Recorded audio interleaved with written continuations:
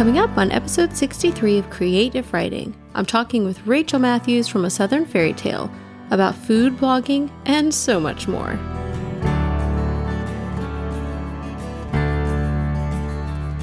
I can't go back to sleep, it's almost light. These restless thoughts have kept me up again tonight.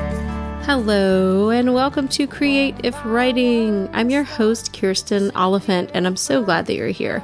This podcast is for writers, bloggers, and creatives who are trying to build an online platform without being smarmy. So I'm really excited today to bring you another interview from about a year ago. And this one is with Rachel Matthews of A Southern Fairytale. And this was one of the Business to Blogger podcasts.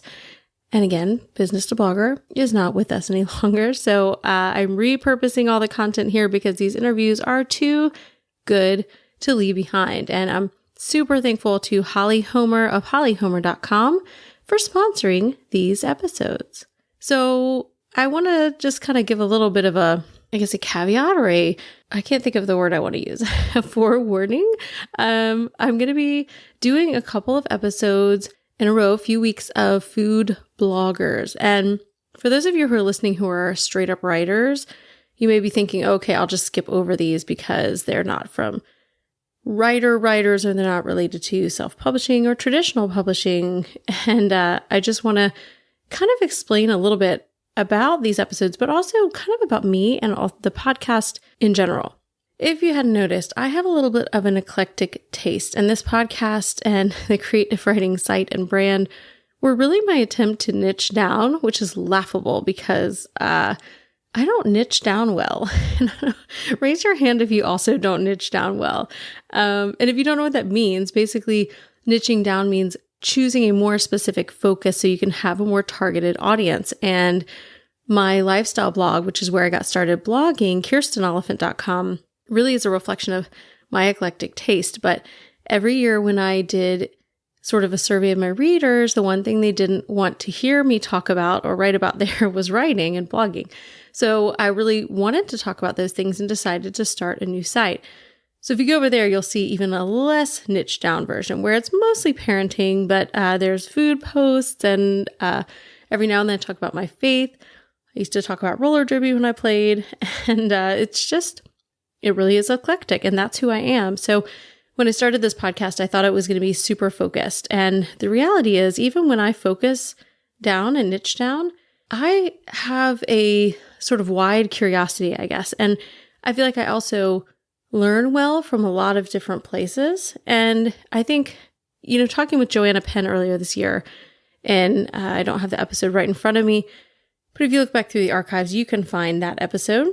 And talking with Joanna Penn, one of the things that she always says, and I'm not sure if she said it in the interview or in some of her podcasts, but that she follows her curiosity. And I feel like that's where I go too. And I'm really interested in what I can learn from people, even across different niches, even across different sort of arenas. And somebody who does something totally different than what I do, I can still learn something from them about marketing my books, about building my blog, about building my audience and connecting with them. So I really want to bring you guys a variety of interviews that will hopefully all kind of fall under the online platform without smarminess.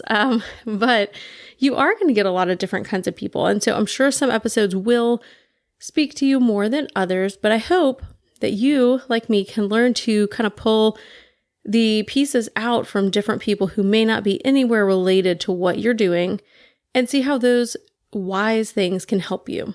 And one of the reasons I want to focus on food blogging for the next few weeks is that I'm going to be speaking at BlogHer Food in Austin in October, which I am thrilled about, although it's been a while since I've blogged about food over on KirstenOliphant.com. Of course, I didn't pitch that because I'm not strictly a food blogger, but I pitched talking about targeting your audience, and so I'm on a panel doing just that, and I'm super excited to do that.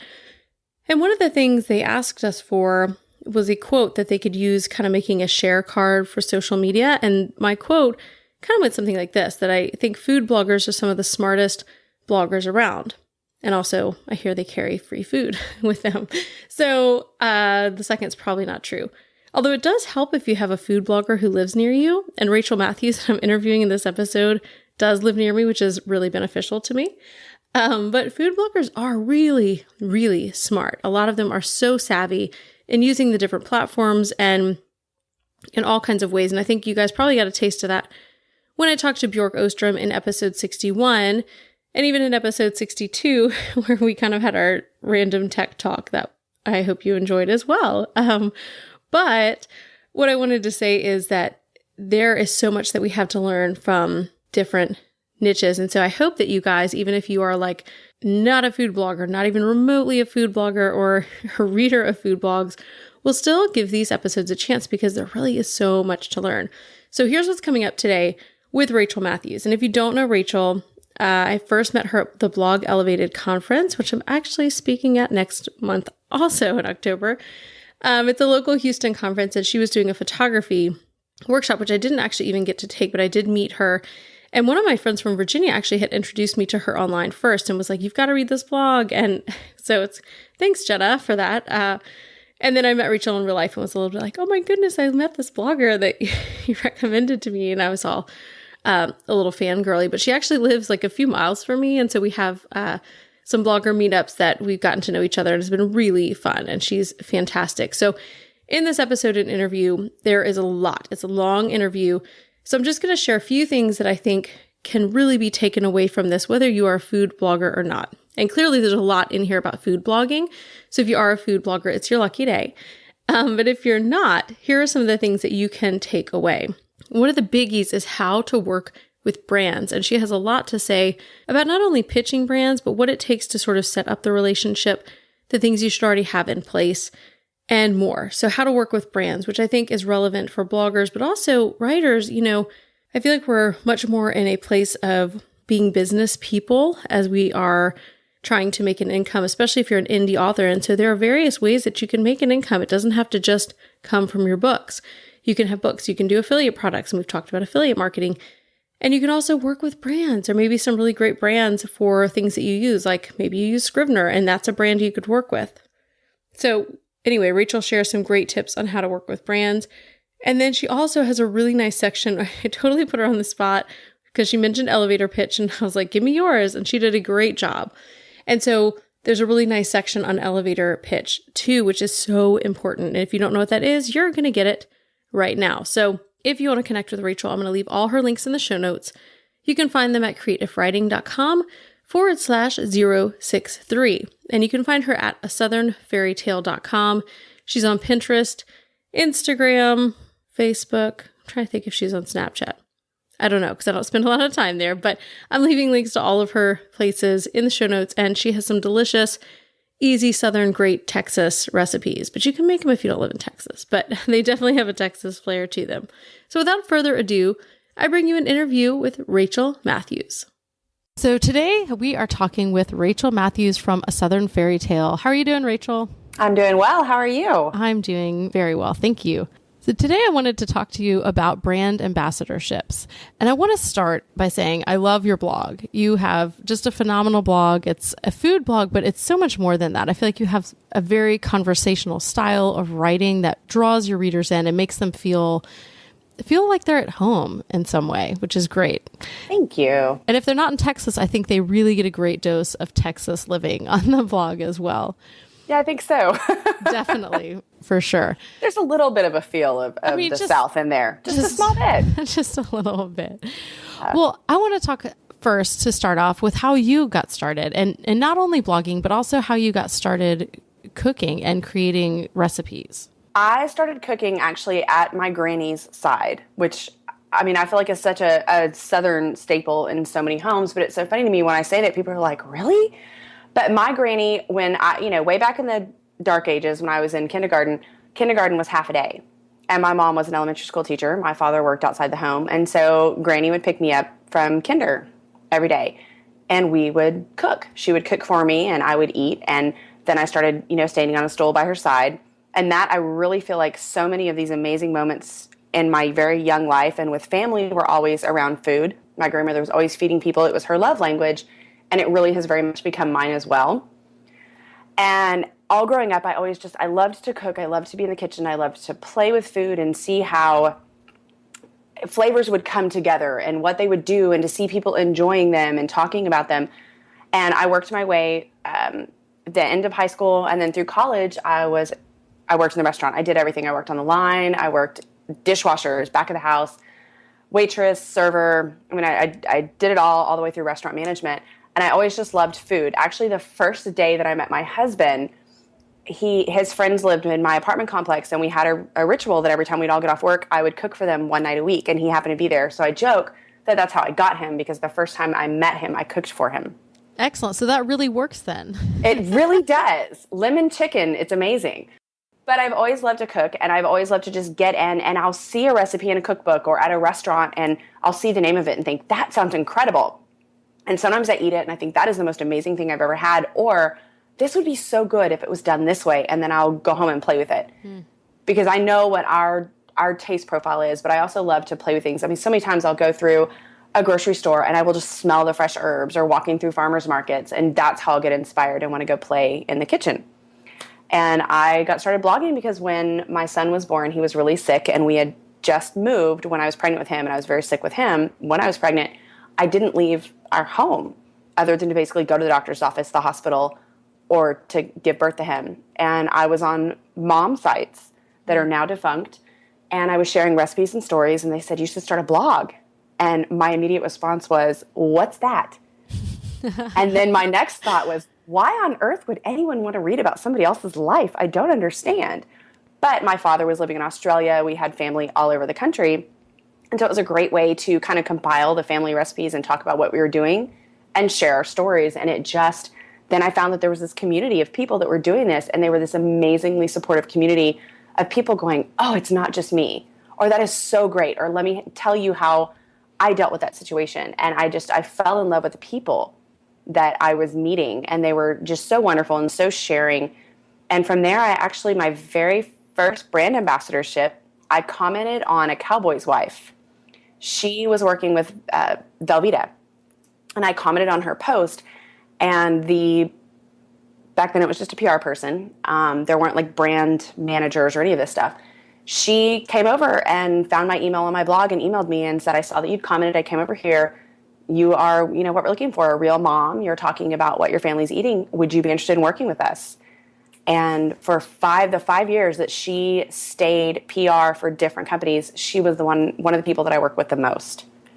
That's great. I think that's so key, is having those relationships. Yes. And it's about the relationships. For me, I think so much more than these quick one-offs, which are great to get you in the door. They're great to say, look, I've worked with these brands. There's nothing wrong with them. But I believe to always go into them, well, what is the relationship? What can we do with this long term? I'm absolutely happy to work with you this one time, but here's my goal. Here is my vision. Here's what I would like to see.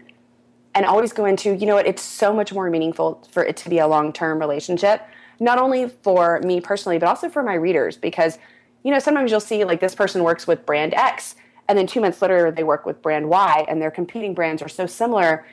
I believe it starts to kind of lose that authenticity. Yeah, I would agree. Yeah. Then that's how you got started with doing a brand ambassadorship. And I feel like it's a little bit harder now. Like sometimes you have that Definitely. stroke of luck, but blogging in that landscape has changed so much. It's become so crowded, and there have become all of these kind of the connectors, I guess, between blogs and brands, Yes. which can be great. But like you said, the relationship, you don't get a relationship, when you're using kind of a third party or an intermediary to kind of hook you up with the brand. You miss that relationship with the brand itself. How do these brand ambassadorships, how have they changed, and how can people connect with the right person if they want to skip the sort of middle step of having somebody linking them to a brand? The connectors are fantastic, and I do at times work with them. I mean, they are amazing because they've got these great relationships, and you actually can not only develop the relationships with the connectors, but through that, the brands will get to know you, and sometimes they will reach out, on the side, or you can get to know the people working with them. Now, as opposed to 5-6 years ago when I did have my first sort of brand ambassadorship brand, which really at that point, it wasn't even called an ambassadorship. But one of the things I always say is, and that I work with and I think works the best, is be authentic. Find the things that you love in your home, the things that you use, whether you're a food blogger or you're a craft blogger. What are the things you love and use? And then start to develop those relationships online. Do it. Don't just tweet at them once or Facebook them or Instagram them once and then jump in and say, I want to work with you. Really get to know the brand and talk with them and interact with them on any of your favorite social media outlets. Mine personally is Instagram. That's my favorite. So I'll Instagram their products I'm using or talk about them, or I go follow the brand or whoever the brand representative is, or their 3 or 4 different, portions of their brand that they're doing on Instagram, and create the relationship there. And then when you reach out and say, hey, I know we've spoken before or we've interacted, I would love to talk with you about what you've got going on in the next year, or come up with your own idea, come up with something that you absolutely want to do. You want to do a series of 5 ways to use this product that you probably haven't thought about in recipes, or how I feed my family 5 ingredients or less using, whatever it is, and approach them and say, I would love to do this. Are you open to this? Can we talk? Open that relationship, but they need to look and see that you actually are authentic in that. And they want to go back and they want to look, and they are looking at what you're doing, and they're going to go to your blog and see, are you able to integrate the ambassadorships or your sponsored posts naturally, or do you read your blog and all of a sudden it's like, put on the brakes, sponsored post, and it's so different from your normal voice. They're going to look at that. And so if they see, you know what, she's got a history of using our stuff and supporting us, even though we haven't been paying her with her, or we're not in a partnership. They are looking at those things. And that is kind of where it's changed, is you do have to take so many more steps now. Also, going to local events or going to conferences, no matter how small the conference, there's always sponsors there. Look and see who the sponsors are. Make the time to go out and meet them and talk with them naturally. Don't just walk up and hit your pitch. Really talk with them, get to know them, and follow up. After you get someone's card, it is incredibly important to follow up. Take a card, write on it later that day, follow up in 1 week, write a little note about what you spoke about, and then follow up, because that is something so many people don't do, is the follow up. And that really shows them you are a business person. You are someone they want to work with. You are treating this professionally. Those are such good tips. And I think a lot of times, like you're saying, like reaching out and sort of authentically taking the photos of the brand or tagging them on Twitter and some other shared posts, not for any reason, not for personal gain. You're just doing it because you're saying, I love this stuff. And they follow that. They have people that follow that stuff. There are spreadsheets filled with people who do that. And oftentimes, if it happens and they see it and they love what you're doing and they may pop over to your blog, you may fit a spot that they have that they didn't even realize they were looking for you. And they see that and they go, oh my gosh, look at what she's done. You know what? Let's send her some product, or let's reach out and see if she's interested in working with us on this outreach or on this brand ambassadorship. But it really, I think it boils down to always being authentic and professional. People can kind of smell it when you go into a conversation and you have something you want. And we all have something we want. However, if you're going into it, just like you said, for the pitch, you spot it like a mile away. And I'm not in the position of the person who's making that decision about working with someone. But I know for me, it drives me nuts when I get pitches through my email or wherever, and it's not a good fit. And it's clear they've done no research. Your blog readers are going to love when you talk about wedding dresses. I got that this week and I was like, are my readers going to like I got one for pacifiers and diapers. And I, when I get stuff like that, I email and say, I really appreciate that you have got a hard job, and I really appreciate that you're looking. My children are 8.5 and 11.5. We're not having any more. Most of my readers are not having babies, and they're not coming to my blog to get baby advice. So I appreciate this. Please take me off the list for anything under the age of basically 9. Well, it just shows that they aren't doing their research. And that's what, So if that bothers you as a blogger, think about how it feels as a brand when you're doing that to them. Absolutely. Well, and you can, like you said, you can see it. If you've been at a conference, you can identify immediately the people that are walking up and are just pitching every single place. There is a time and a place for your elevator pitch, and everyone should have one, and everyone should have it nailed. But it is not every single interaction. Yeah. Can I put you on the spot and ask for your elevator pitch? Absolutely. A Southern Fairy Tale is a love story from my family to yours. It's all about family recipes. It's from deep in the heart of Texas. It's everything that we're eating. It's our lives as we live them. I want my children to go back and experience their lives as we live them from my point of view, from a 28-year-old mom all the way through however long this goes. And so they can experience their lives again. And everyone who reads gets to experience our lives as we're living them too. Okay, you guys, that's no editing. I'm not touching that up. She knew it. She nailed it. That's how it's done, folks. That's so excellent. Yeah, I feel like sometimes I'm not quite prepared for that. And I'm like, well, see my blog, you know. I was that way. And I was on a trip, and it was actually at the Food and Wine Conference this last year. And I sat with Corianne Etienne, who is amazing. And her whole thing was the elevator pitch, and she and I were talking, and we started just talking about, you know, my blog and this and that, and she goes, so right there, what you just said, she goes, that's it. Don't change anything. That's it. And I was like, okay. And I thought about it, and I kind of wrote down, you know what, I wrote down what we've been talking about it, and then I just said, that's exactly what it is. But I would do it in a much more long-winded, you know, 400 words, whereas you don't need that. You need to be able to just say it right then and there. Karen Walren is another one who really says you need to know who you are and you need to be able to tell people immediately.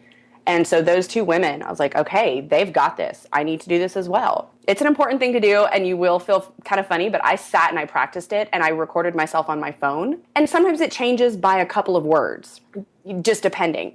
But I practiced it and recorded myself and listened to myself, which is painful to sit and listen to yourself over and over again.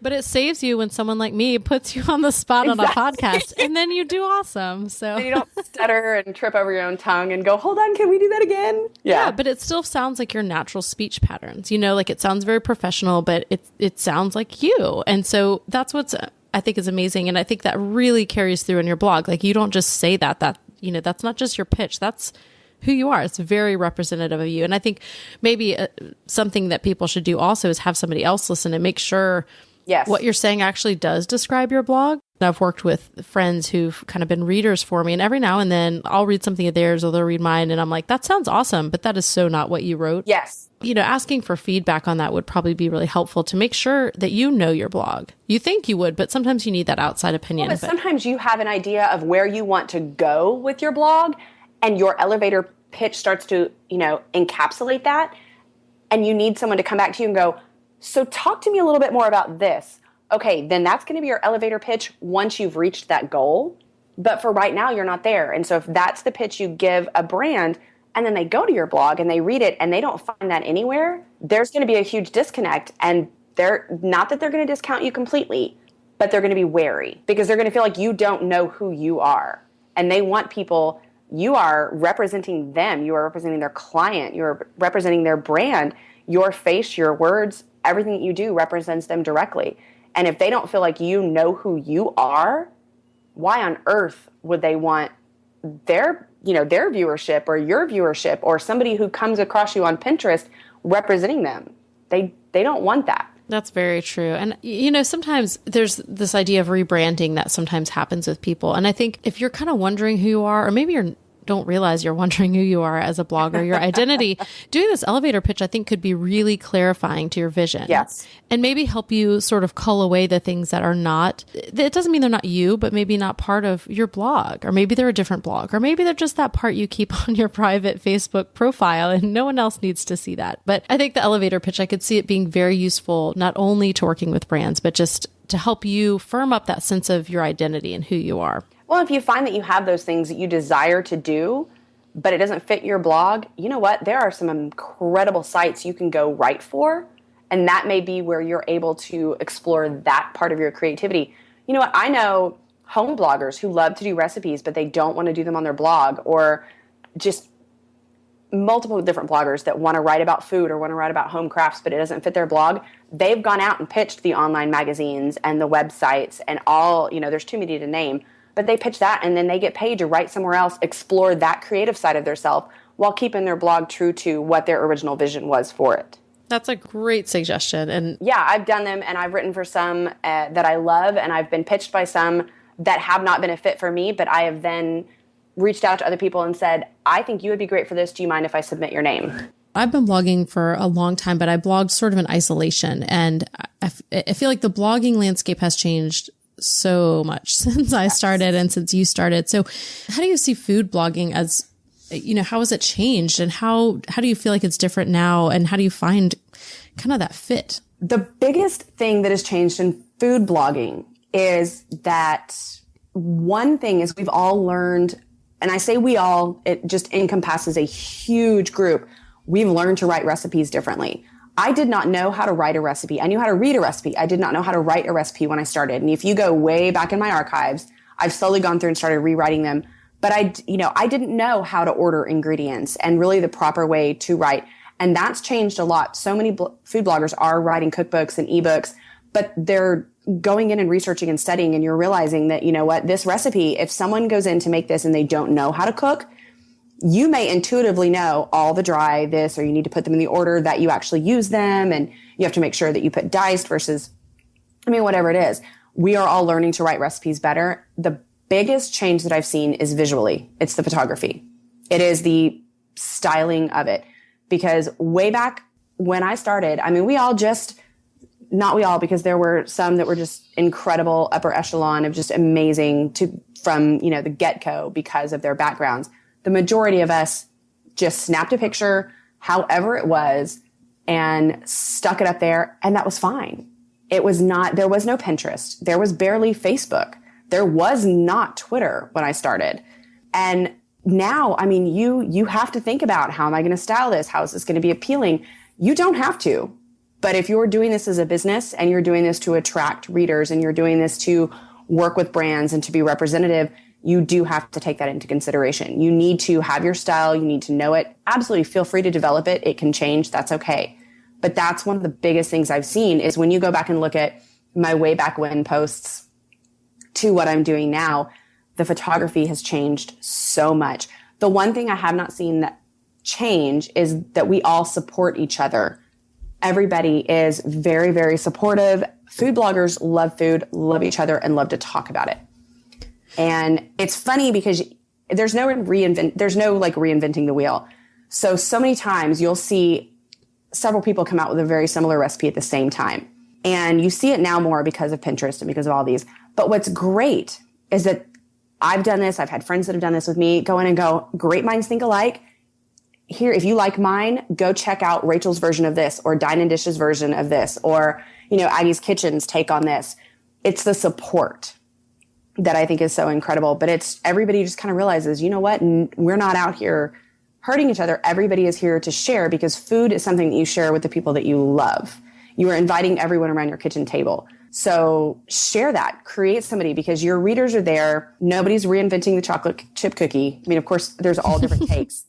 You have a pretty good one, I will say. I do. And you've had it. Yeah, Yes. I have. Yes, you've had them. They're very good. But you know what? Your readers want your recipe for chocolate chip cookies or your twist on it.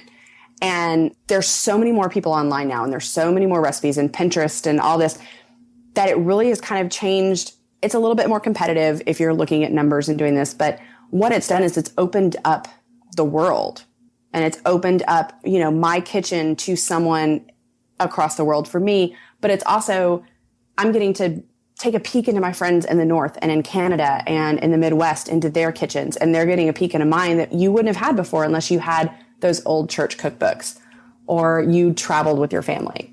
And that's those are the biggest changes that I've seen since I started. What a positive outlook on that. I feel like for me, I'm always sort of scared when I write recipes, because I don't do it often, but I do it some. Often mine are riffs on something else, or it's an old family recipe. I don't know where it came from. So it could be, I'm always scared, like, well, what if this was a family recipe that came right out of a cookbook and no one told me? And you know what? If it did, that's okay. There's nothing wrong with that. There's a series that I read, and it was so funny because this character kept talking about her grandmother's favorite or famous Nestlé Toulouse cookies. Oh my gosh. And turns out she one day is in the grocery store and turns over a bag of chocolate chips and finds out that her grandmother's sacred secret chocolate chip cookie recipe that she wouldn't share with anybody was on the back of a bag of Nestle Toll House chocolate chips. I love that recipe, actually. That's what we grew up eating. They're fantastic. Exactly. And there's nothing wrong with that. But it's okay for that. You know what? And if you find out that, oh my gosh, I've been making this recipe for years, you can always go back in and you can say, I just found out that this came from this church cookbook, or this came from, so-and-so, or you know what, it's so funny. I thought that I created this, but apparently somebody else was on the same wavelength or was craving the same thing I was at the same time. I mean, there's only so much you can do with so many ingredients. Now, yes, there have been some things that have blown up. I mean, the bubble of the cronuts, and then there was the cookie butter and the, what's the other one? Nutella. I mean, there are going to be these things that come up, but they're also fads. That's true. And they bubble a lot. And so everybody jumps on it, and that's great because they're good. I'm not taking anything away from any of that. They're good and they have a place. But there's also something to be said for the tried and true. And if you are making something, and I've had some of your stuff and you make amazing food. Hello, that Thank cake. you. Let's just talk about the cake because the cake deserves a moment of silence. But it's, if you're making something and that's where that authenticity comes in again, you've made something, you love it, you want to share it with your readers. That's what people care about. If you are just going, and I made this and it was great, and here's the recipe. But why? Why did you make it? What drove you to create this? What drove you to make it? Did you go out to eat? Because I have, if you ever go through my phone, and I'll show you next time we're together, I have got photos of titles or descriptions of recipes at virtually every restaurant we go to that I've gone, ooh, that would be so much fun to make. And I'm not going to ask how it's made. I'm going to take a picture of the recipe title and their description, and I'm going to go home and I'm going to make it. And once I do make it, I'm going to go back and say, so we had dinner at this restaurant, and unfortunately I couldn't order everything because we don't have an unlimited budget. But I saw this and I wanted to come home and recreate it, and I'll make it at home how I believe it should be. And maybe the next time I go to the restaurant, I order it there and I try it and I see how it, is made. But I mean, it's the world. You're probably making it differently than I am. Yeah. And recipes change. I mean, I feel like there are two schools. There are the school that will straight up follow a recipe word for word, letter to letter. Mm-hmm. And I have a lot of those people in my family. And so I drive them nuts because when I cook, I'm like, you just throw in some stuff. So food, just dump in some stuff. And I've had that backfire a few times. However, when I started blogging it made me realize I have to write these down. And I have things that I used to make our first year of marriage that Rob will ask me now, hey, can you make that again? And I'm like, I don't know how. I would have to, I can, but it may not be as good because I don't remember what I did. What we were eating back then is totally different than now. And, we have these recipes, we get on a kick and then I forget them. So it's been good for me because I want to pass those down. And I was talking to my dad about his mom, and I didn't learn to cook from my grandparents and, a little bit from my mom. I wasn't really interested, growing up. I really wasn't. I was very interested in eating, but I didn't really want to cook it. Always interested in eating. But I do remember my grandmother had a garden, and I remember shelling butter beans with her at the table. Oh, yes. And I don't remember cooking them, but I asked my dad the other day, I said, hey, do we have Nani's, fried chicken recipe? And he was like, nope, she never wrote it down. And I just felt so sad because she's gone now and we'll never have that recipe. And there's a million recipes for fried chicken, but we don't have my Nani's recipe for fried chicken. And my dad still talks about that and some of these things. He grew up in Virginia, and she was a very Southern kind of country cook.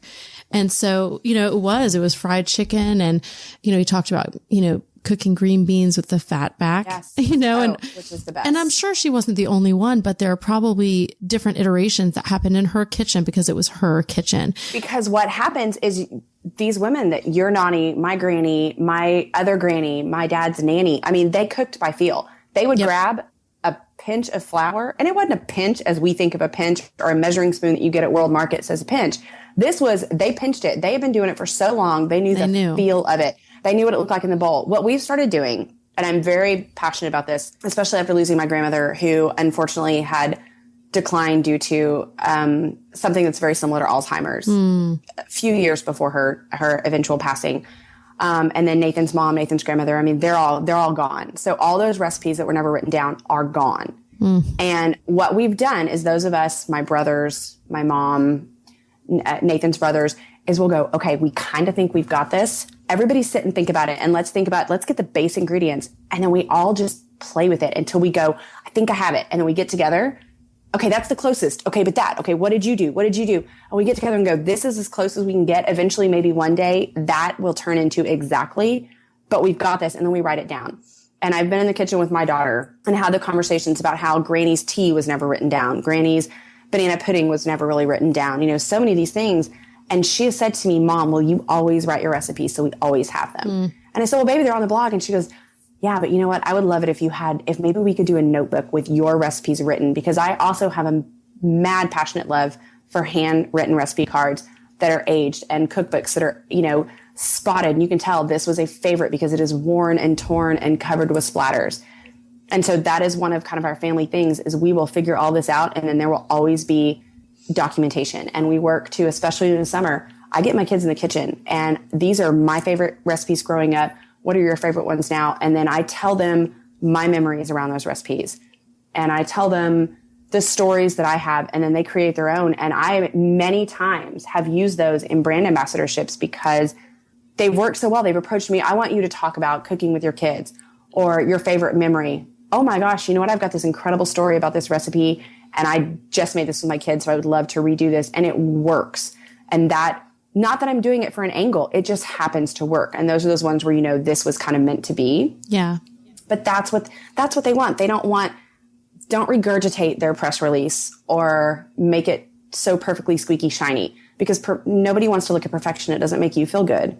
They want to see your heart, your story, who you are and who your family is. That's where that's what's relatable. That's where they want to be. You make them feel good about themselves. And if I can inspire somebody else to jump in the kitchen with their family or just on their own because of something I've done, I mean, really, is there anything better? No, definitely not. I wish I would just like to live in the kitchen with my family. You can come. I know. And we should get our families in the kitchen. I've been in your kitchen. Your kitchen's fun too. I will say though, right now I'm at the point when my kids are little where I think I say about 80 times a day, get out of the kitchen. But it's because they're so young that I'm going to burn somebody, I feel like I'm shooing them out. Yeah. So I'm really looking forward to, they both like to cook, my boys, and my daughter actually does too, but she's 2. So yes. It's dangerous. It's harder. And there's little things that they can do to help. And my kids my kids now can make their own pancakes from scratch, waffles from scratch. They make their own scrambled eggs. That was last year. That's fantastic. My 8-year-old last summer, he said, I want to learn to make my own eggs all by myself. Okay, let's do it. Baby steps. Now they have to come and tell us we're turning on the stove. We're doing this. But they do it. And they have friends stay the night. And their friends are like, wait, you what? You know how to cook And I get the stuff? calls from the parents, or I get the Facebook messages. So I heard that the kids made breakfast and y'all weren't around. Well, no, we were in the house. But my kids are self-sufficient. My kids will not be those kids going to college not knowing how to do laundry, not knowing how to cook. I mean, they will know these basics. Plus, I mean, come on, let's say for real, a man who can cook, come on. Yep, it's very winsome. Well, Sawyer and he's 7, and one night recently, I don't get, with 4 kids, I don't get a ton of time alone. I think even with 2, probably it's hard sometimes to do the one-on-one, but so special. It is. And we watched on, I think Amazon, maybe we found some old Julia Child shows and we watched one together.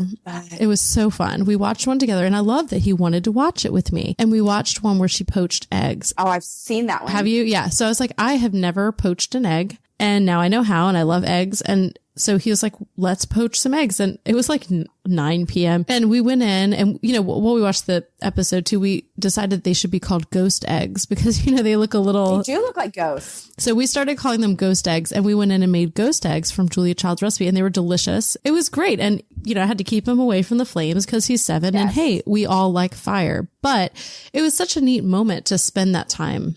And he'll always remember that. But you also taught kitchen safety. Yes. Now, if you want to see some really beautiful, and Sawyer will like these, Lincoln will too, White on Rice couple. They do some of the most beautiful food videos, just done to some very light music, and they're just put together, and you can watch an egg poaching, and it is a work of art. It's mesmerizing. Like, you would never believe that some of the food that they do could, you're like, that can't be gorgeous, and then you're just mesmerized. But they're so beautiful and set to music. My kids love watching them. We'll have to try that. You've got to go and look at some of their food videos because they're almost lyrical. That's really neat. Yeah, we definitely like to watch the food TV in our house.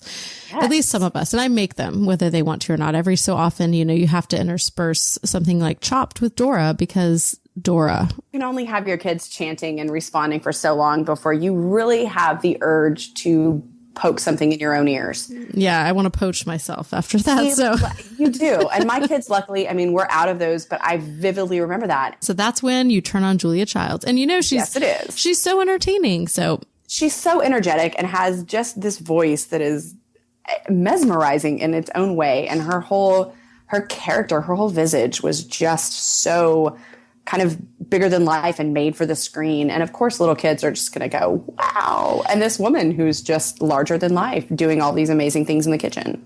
Well, and then we went, of course, because it's me, we went and watched the Saturday Night Live skit. Oh, I love it. That's awesome. Where she cuts off her hand. Yes. The blood.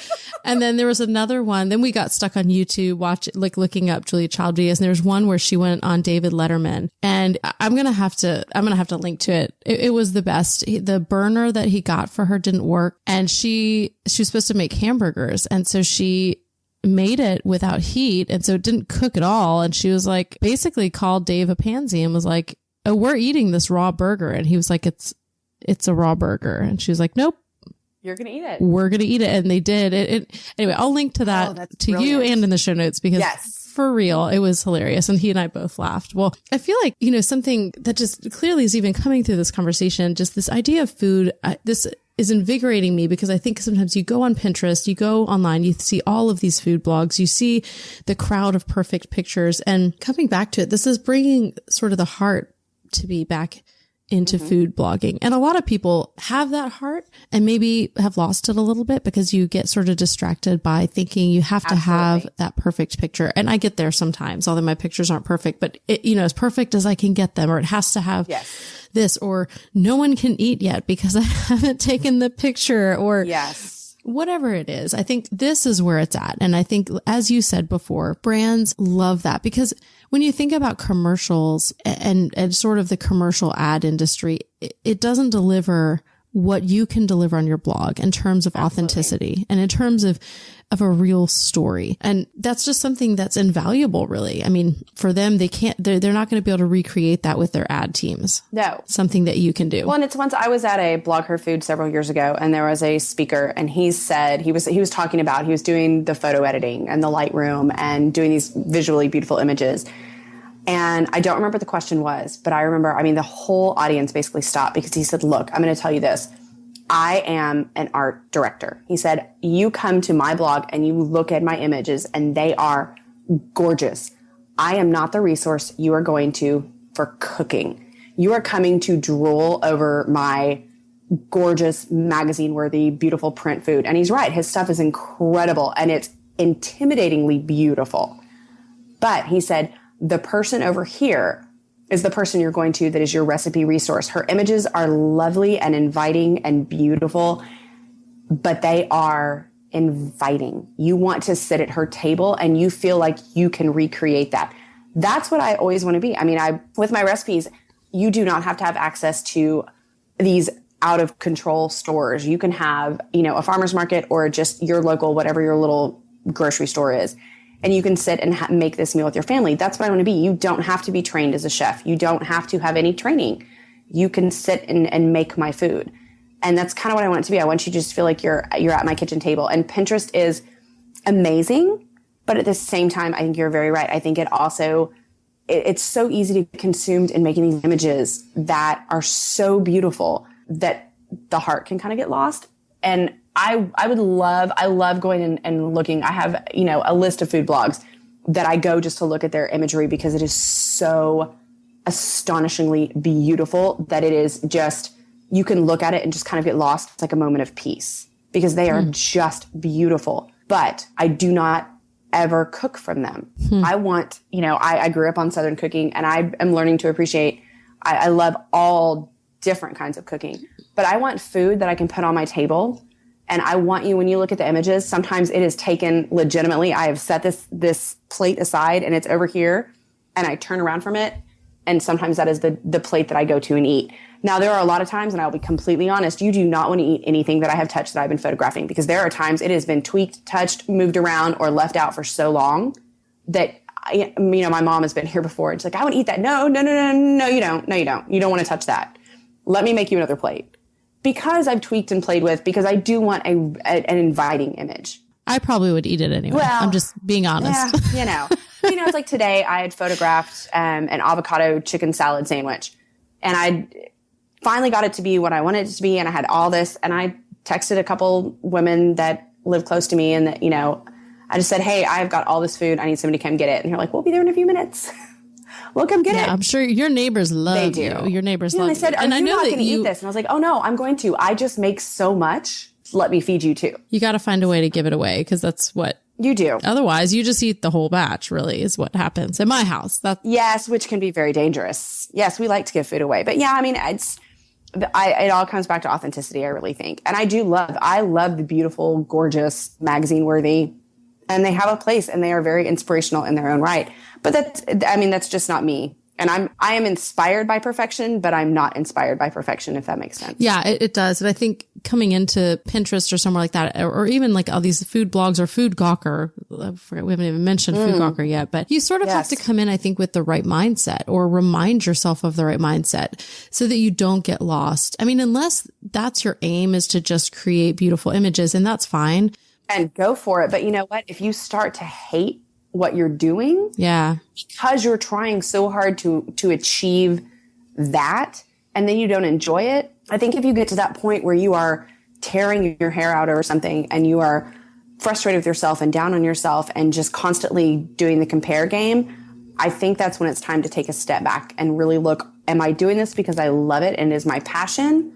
Or do I need to really kind of take a second look at why and what, and maybe reevaluate myself and reevaluate maybe my goals and say, well, my goal maybe is to, in 6 months, have something here, but allow yourself to grow, because growth is important. And I show every time I speak on food styling and food photography, I go, hey, so this is where I started. And I go through it. I will rephotograph things and say, so here's where I started. Here's what I've learned. This is my beginning.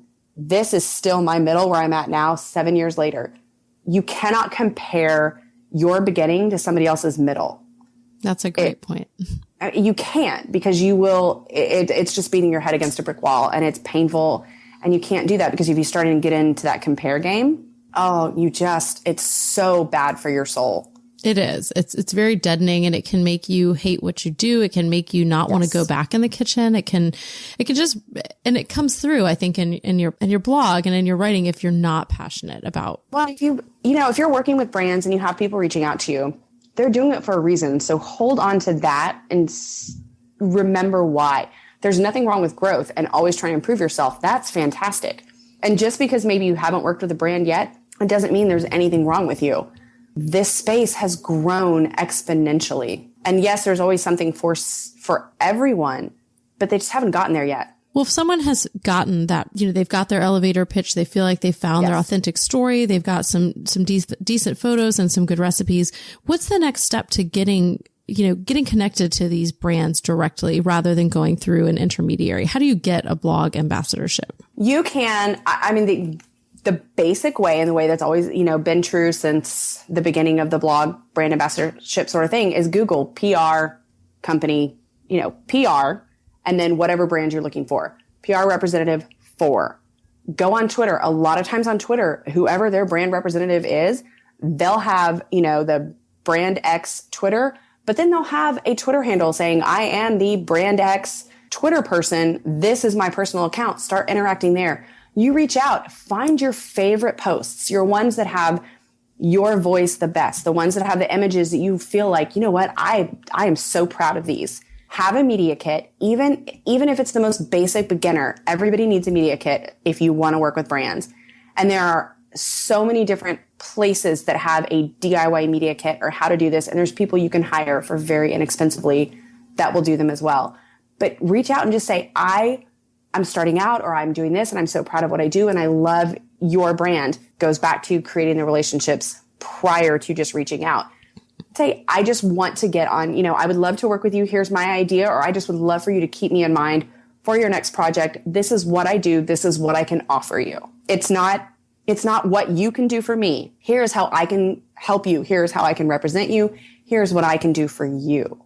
And it really is sometimes, it can, rarely, it can happen immediately. Usually it takes a few times, but getting on the radar, all of these PR companies, they're massive. Even the small ones are massive, but they all talk to each other. PR people jump in between companies, or, the brands will use different companies for different levels or different groups, because, so many of these brands are massive and they have hundreds of names underneath them, and they might use different companies for different representation for different things, depending on what they're looking for. They're always talking though, and they're always looking. And so getting yourself in one radar, just with that, hey, I am looking, I am interested. You never know where that's going to take you. Well, how about pricing? Because I think that's something I've seen so many complicated formulas online, like take this number and divide it by X and put that over onto X and add in Z and Y. And it makes my head spin a little bit. Is there some kind of simple way, or do we need to do the crazy complicated formula? There are so many crazy complicated formulas. And even when I was doing, my first one 7 years ago, I remember a friend came up with a formula and I had to call her and go, I don't understand that. And she's like, well, this and this. And there isn't one now, because for a while it was very much your numbers dictated everything. Finally, we're getting over the hump of numbers. And they're starting to realize that your voice and your reach, you can have 600 followers, 600 readers, and you can be more influential than somebody with 12,000, because sometimes your smallest person, your smallest follower on Twitter, your, smallest reader is much more influential offline to the people in the grocery store, to the people in the pickup line, to the people in the PTA meeting or the baseball team. And they're starting to realize that there are so many more things, and they're looking at each individual and their blog and all of their stuff as a whole instead of just a number. Well, I feel like there's so many, it's not a one size fits all thing. It's not. And it's hard. Sometimes you'll have to take that first pitch and they're going to come at you. And there's so many great Facebook groups that are available for all the different levels, and you just kind of have to search for them.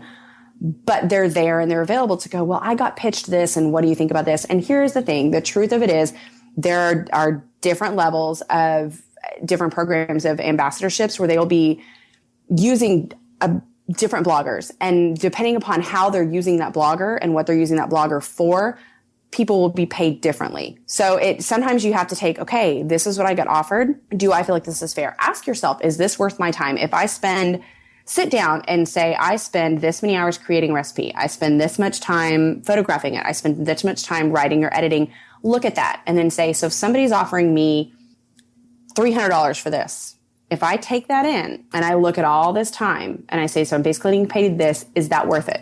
It's an opportunity cost. Is this worth my foot in the door? Is this worth the time away from my family or the time away from this?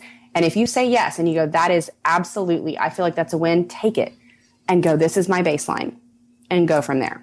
Well, and that's why it's so hard to have a formula, I think, too, because there's something of value in being able to say to another brand, well, I worked with this brand. Yes. Even if you weren't getting paid a ton, that you worked with them, it gives you some exactly. clout. And you just have to look at it. It does. And you have to look at it and say, am I okay with this? At the end of the day, do I feel good about this? Yes or no. That's all there is. And everybody is different, and that's okay. So if, I may get paid this for one brand ambassadorship, another one may come up and it may be way higher and it may be way lower, but it's what the value is to me and for me that will determine if I'm going to work with them or not. And do not ever be afraid to go back and say, I really feel like that this time and this is going to be worth a little bit more. I would love to work with you, but I really need this. 90% of the time I have found there is wiggle room. That's nice. I like the wiggle room. Yeah, there is wiggle room. And sometimes they come back and say, I absolutely can't. Like the brand they have given us no more wiggle room. That's when you say, you know what?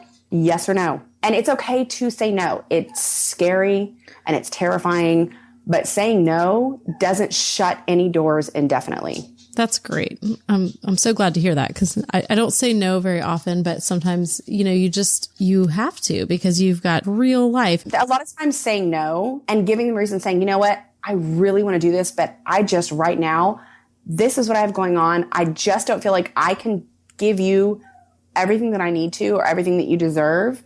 But I would love it if you would keep me in mind for the next opportunity.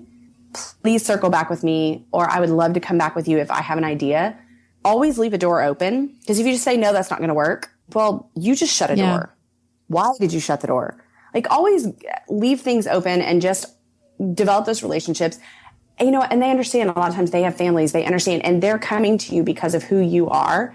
They get that you're a whole package. So if you say, my kid is graduating, my kid is in baseball, I just took on, I'm running the carnival for my school fair and the next 2 months of my life are just kind of crazy. But if you have something coming up after that, I would love for us to work together. You said no right now. You didn't say, no, I don't ever want to work with you, or no, we're never going to find a path. That's great. I think that's such important advice and very, very practical. But for many bloggers, some people have been working with brands directly, but so many rely on sort of that middle step, which again isn't bad and it's great for different things, but it gets scary to think about taking that step to go directly. And so it is. And a lot of times I'll tell people the third party, they're a great way to get your foot in the door, and they vet everyone they work with, and they have got amazing programs. And so if you're just starting out, like, I'm not ready to pitch a brand, I don't feel comfortable, go and join those, because it's really a great way to kind of get your foot wet. But also when you get on some of these programs, you can see how other people are doing it.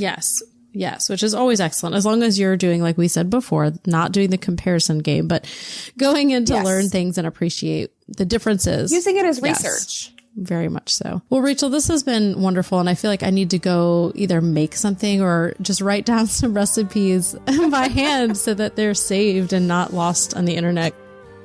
So there we have it, folks. One smart food blogger. And I hope that you got some great takeaways no matter what your niche is, even if you're not a food blogger. Again, maybe it's just me, but I really like learning from all the places and seeing what I can kind of bring back, because sometimes going outside of the bounds of where your people are or where the people are that are doing something similar to you really gives you something fresh and unique that nobody else has. Is that true for you? I'd love to hear what you learned from this episode or what you took away. So tweet at me. I'm Kiki Mojo on Twitter.